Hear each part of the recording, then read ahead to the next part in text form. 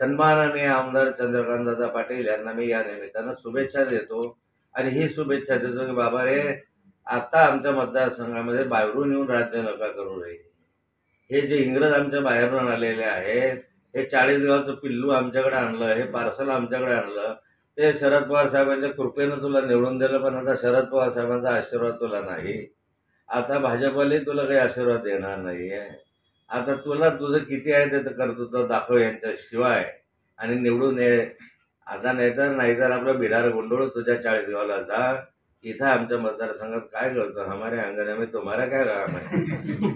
वडव्यापासून जायचं चांगदेवपर्यंत, वडव्यापासून जायचं मानपूरपर्यंत रस्ता असेल किंवा आपल्या ह्याच्यापर्यंतचा रस्ता असेल, बोर्डीपर्यंतचा, किंवा मुक्ताबाई मंदिराला बायपासचा रस्ता असेल, कुठे जेवढे रस्ते दिसेल तुम्हाला, निमखेडे, धामणगाव, हरखेडा, भिलखेडा, तोडगा, जेवढे रस्ते केले ते नाथा म्हणून केले.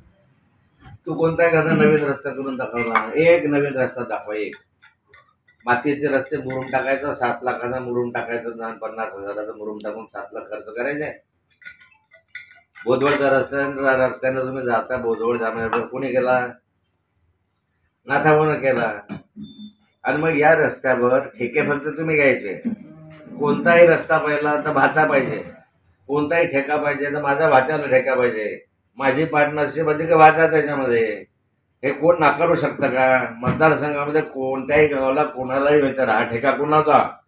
तो म्हणतो नाही, भाच्याचा, आमच्या भाच्याचा. हे बरोबर आहे की नाही? तुम्ही जे कामं करताय ते तुम्हाला ठेका मिळावा म्हणून करताय. एखादा सिंचनाचं काम 1000 कोटी 2000 कोटीचं आहे, ते करून दाखवा ना, नवीन आणा. आणि मग सांगतो तुम्हाला, वरणगावचे उडी मतदारसंघाचे प्रमुख रस्ते, प्रत्येक गाव डांबरीकरणानं मी जोडलो.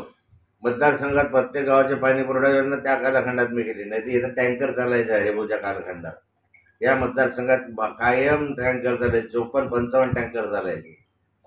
प्रत्येक गावामधली पाण्याची योजना नाथाबाच्या कालखंडात त्या कालखंडात झाली.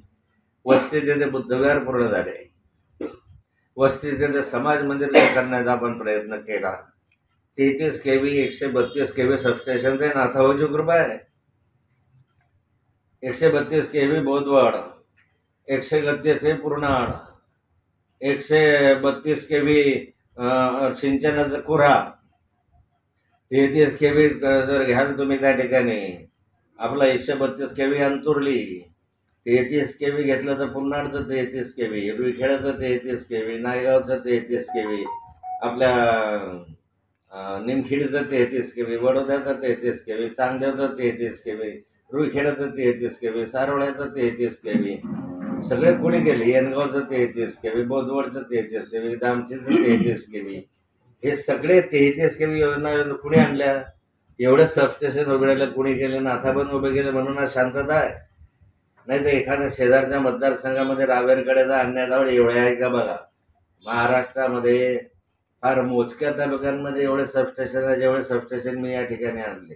आणि म्हणून तुमची शांतता आहे. तुम्ही एक तरी आणलं का? एक आणलं की त्याचं उदो करता, मी करतो. केळी पीक विमा कोणी सुरू केला? केळी पीक विमा मी कृषी मंत्री असताना सुरू केला, म्हणून केळीच्या पीक विम्याला भांडा. नाथाभाऊ होता म्हणून केळीचा पीक विमा या महाराष्ट्राला लागू झाला. आणि मीच तो त्या ठिकाणी केला. तापी पाटबंधारे विकास महामंडळ नाथाभाऊनं स्थापन केलं सरकारच्या माध्यमातून. मोठ्या योजना आम्ही केलं. वाघोळचं धरण कुणी बांधलं? पूर्ण धरण वाघोळचं मी बांधलं. गुडचा प्रकल्प मी बांधला. अंजनीचा प्रकल्प आमच्या कालखंडामध्ये झाला.